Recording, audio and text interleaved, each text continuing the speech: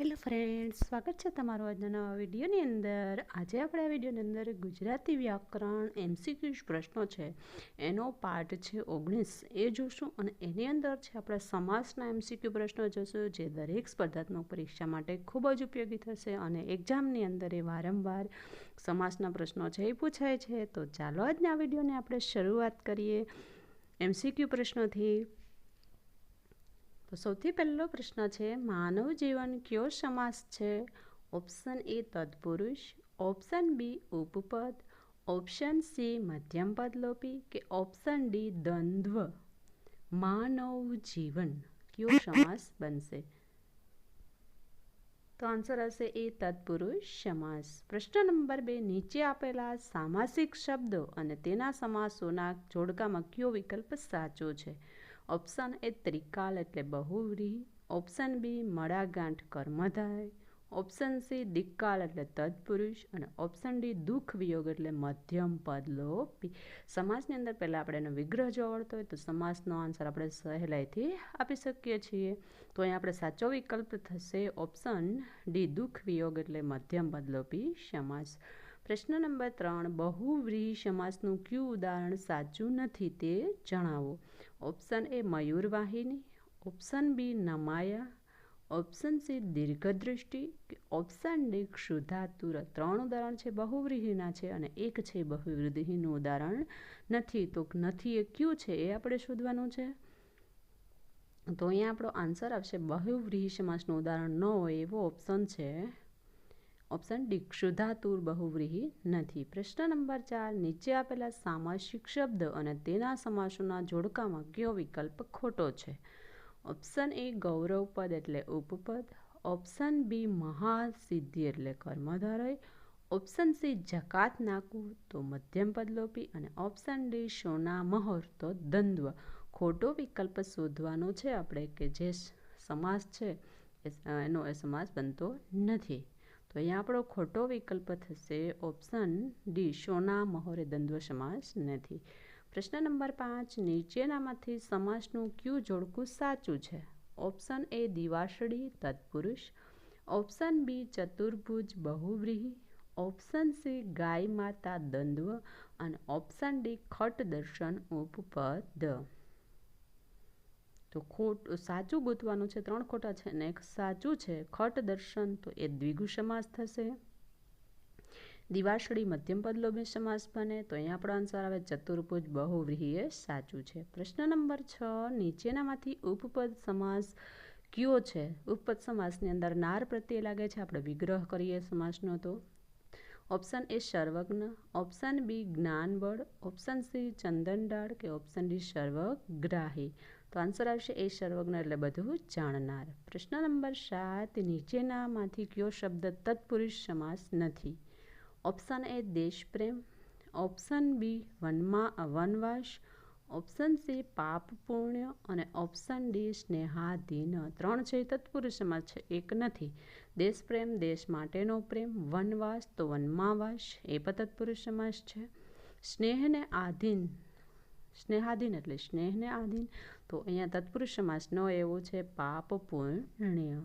પ્રશ્ન નંબર 8, નીચે આપેલ સમાસ અને તેના પ્રકારોમાંથી કયો વિકલ્પ ખોટો છે? ઓપ્શન એ અંજળ પાણી એટલે તત્પુરુષ, ઓપ્શન બી આગગાડી મધ્યમપદ લોપી, ઓપ્શન સી સ્થિત પ્રજ્ઞ બહુવ્રીહી અને ઓપ્શન ડી પ્રીતમ સાગર એટલે કર્મધારય. તો ખોટો વિકલ્પ કયો છે એ શોધવાનો છે. આગગાડી મધ્યમપદ લોપી છે, સ્થિત પ્રજ્ઞ બહુવ્રીહી છે, પ્રીતમ સાગર કર્મધારય. તો અહીંયા ખોટો વિકલ્પ છે અંજળ પાણી તત્પુરુષ નથી. પ્રશ્ન નંબર 9, યથાશક્તિ શબ્દમાં કયો સમાસ રહેલો છે? ઓપ્શન એ કર્મધારય, ઓપ્શન બી અવયવી ભાવ, ઓપ્શન સી બહુવ્રીહી કે ઓપ્શન ડી મધ્યમપદ લોપી. યથા, પ્રતિ, દરેક, દરરોજ એ બધા છે એ અવયવી ભાવના છે એટલે અહીંયા આન્સર આવશે બી અવયવી ભાવ સમાસ. પ્રશ્ન નંબર 10, નીચેનામાંથી કયું દ્વંદ્વ સમાસનું ઉદાહરણ છે?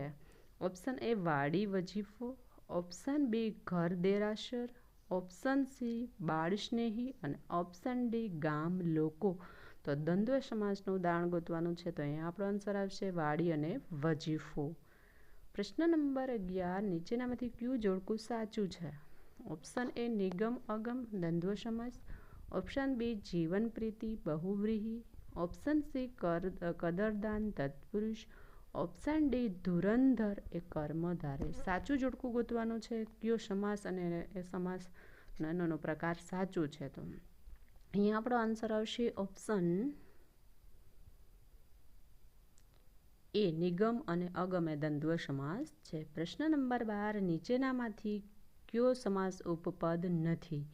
ઓપ્શન એ પાણી કડો, ઓપ્શન બી ભયંકર, ઓપ્શન સી ગોપાળ, ઓપ્શન ડી ઘનશ્યામ. ઉપપદ સમાસની અંદર આ પ્રશ્નની અંદર આપણે વાંચતા જ ખબર પડી જાય છે કે આ કયું ઉદાહરણ છે ઉપપદ સમાસનું નથી. તો 12મા પ્રશ્નનો આન્સર આવશે ઓપ્શન ડી ઘનશ્યામ એ ઉપપદ નથી. પ્રશ્ન નંબર 13 નીચેનામાંથી કયો સમાસ એક પદ પ્રધાન નથી? ઓપ્શન એ દ્વંદ્વ, ઓપ્શન બી મધ્યમ પદલોપી, ઓપ્શન સી કર્મધારય અને ઓપ્શન ડી ઉપપદ. 3 છે એક પદ પ્રધાન સમાસ છે અને એક છે એ નથી.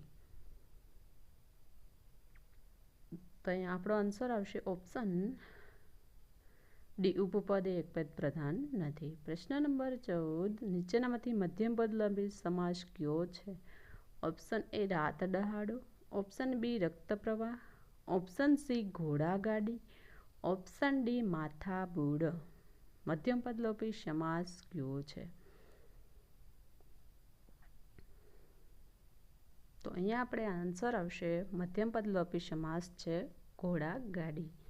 પ્રશ્ન નંબર 15 નીચે આપેલ અને તેના પ્રકારોમાંથી કયો વિકલ્પ સાચો છે? ઓપ્શન એ નખશીક એ બહુવ્રીહી, ઓપ્શન સી પંકજ તત્પુરુષ, ઓપ્શન સી ટાઈમ ટેબલ દ્વંદ્વ અને ઓપ્શન ડી ત્રિકાળ ઉપપદ.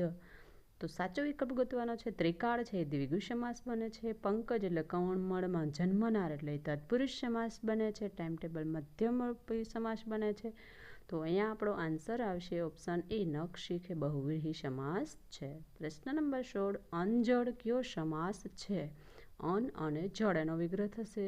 તો ઓપ્શન એ દ્વિગુ, ઓપ્શન બી અવયવી ભાવ, ઓપ્શન સી તત્પુરુષ અને ઓપ્શન ડી દ્વંદ્વ સમાસ. જો વિગ્રહ કરતા આપણે આવડે તો સહેલાઈથી આપણે સમાસનો આન્સર ગોતી શકીએ. તો અનજડ એટલે અન અને જડ, તો આપણો આન્સર આવે દ્વંદ્વ સમાસ. પ્રશ્ન નંબર 17 કયા સમાસમાં પ્રથમ પદ સંખ્યાવાચક વિશેષણ હોય છે?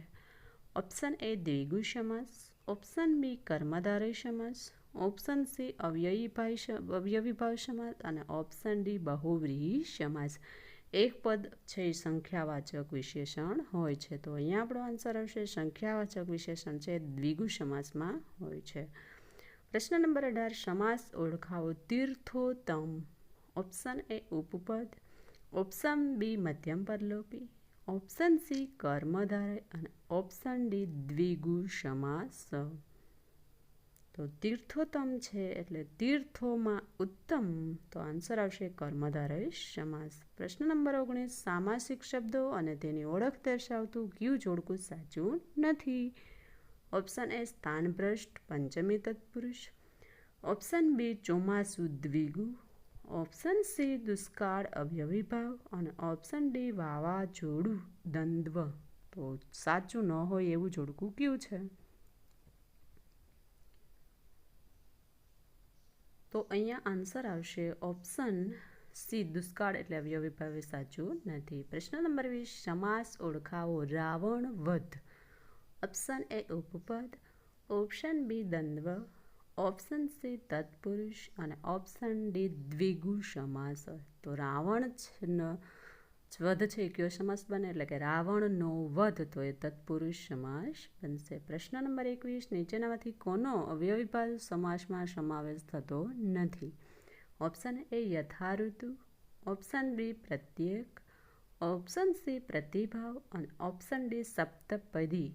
અવયવી ભાવ સમાસ સાવ સહેલામાં સહેલો છે. તો અહીંયા સપ્તપદી છે એ અવયવી ભાવ સમાસ નથી. પ્રશ્ન નંબર 22 સરોજ સમાસ સરોજ એનો સમાસ ઓળખાવો. ઓપ્શન એ કર્મધારય, ઓપ્શન બી બહુવ્રીહી, ઓપ્શન સી મધ્યમ પદલોપી કે ઓપ્શન ડી ઉપપદ. તો સરોજ એ થશે ઉપપદ સમાસ. પ્રશ્ન નંબર 23, સમાસ ઓળખાવો. ત્રિશૂળ. ઓપ્શન એ મધ્યમપદ લોપી, ઓપ્શન બી દ્વિગુ, ઓપ્શન સી દ્વંદ્વ અને ઓપ્શન ડી તત્પુરુષ. દ્વિગુની અંદર એક સંખ્યાવાચક હોય છે, દ્વંદ્વમાં બે વિકલ્પ હોય છે, તો અહીંયા આપણો આન્સર આવે ત્રિશૂળ. પ્રશ્ન નંબર 24, મોહાંધ કયો સમાસ છે? ઓપ્શન એ મધ્યમપદ લોપી, ઓપ્શન બી તત્પુરુષ, ઓપ્શન સી ઉપપદ કે ઓપ્શન ડી દ્વંદ્વ. મોહાંધ એ કયો સમાસ છે? તો આન્સર આવશે તત્પુરુષ સમાસ. પ્રશ્ન નંબર 25, નીચેનામાંથી કયો વિકલ્પ કર્મધારય સમાસનું ઉદાહરણ નથી? ઓપ્શન એ મહારાજા, ઓપ્શન બી રીતિરિવાજ, ઓપ્શન સી આશ્રય સ્થાન અને ઓપ્શન ડી મૃગજળ. કર્મધારય સમાસનું ઉદાહરણ ગોતવાનું છે, તો આન્સર આવે મહારાજા. તો અહીં વિદ્યાર્થી મિત્રો 25 MCQ સમાસના છે એ જોયા, જે દરેક સ્પર્ધાત્મક પરીક્ષા માટે આપણે ખૂબ જ ઉપયોગી છે અને એક્ઝામની અંદર વારંવાર પૂછાય છે. જો તમને વિડીયો પસંદ આવે તો લાઈક કરો, ચેનલ પર નહીં હોય તો સબસ્ક્રાઈબ કરો અને અન્ય વિદ્યાર્થી મિત્રો સુધી શેર કરો. Thank you.